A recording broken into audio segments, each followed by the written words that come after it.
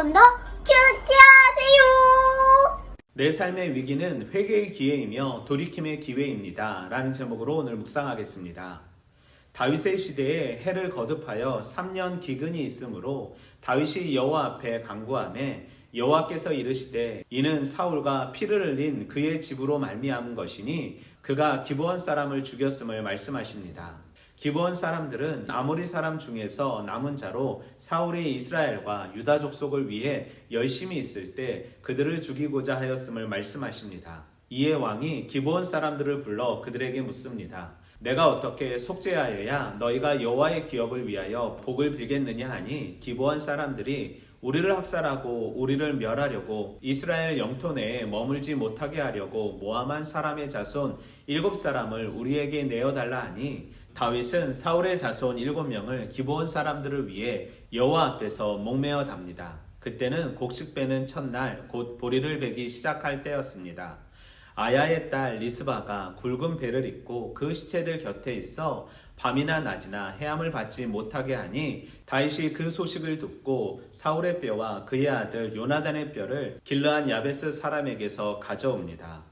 이는 블레셋 사람들이 사울을 길보아에서 죽여 블레셋 사람들의 벳산 거리에 매단 것을 그들이 가만히 가져온 것이었습니다.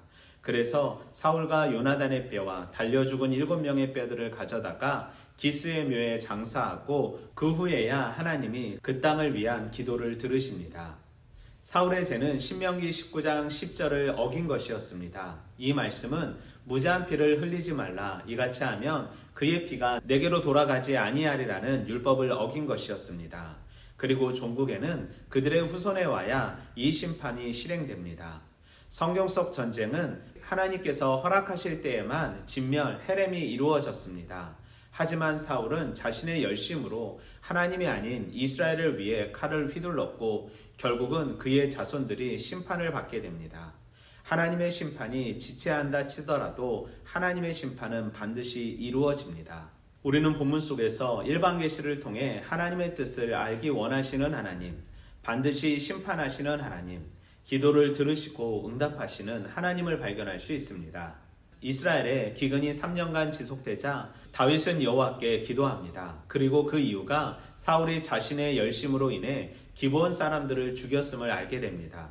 성도가 복을 받을 수 있는 비결은 하나님과의 관계뿐만 아니라 사람과의 관계에서도 화해가 필요함을 반드시 기억해야 합니다. 다윗은 억울함으로 살아가고 있던 기브온 자손들의 뜻대로 사울의 자손들 7명을 내어주니 그 땅을 위해 하나님께서는 기도를 들어주십니다.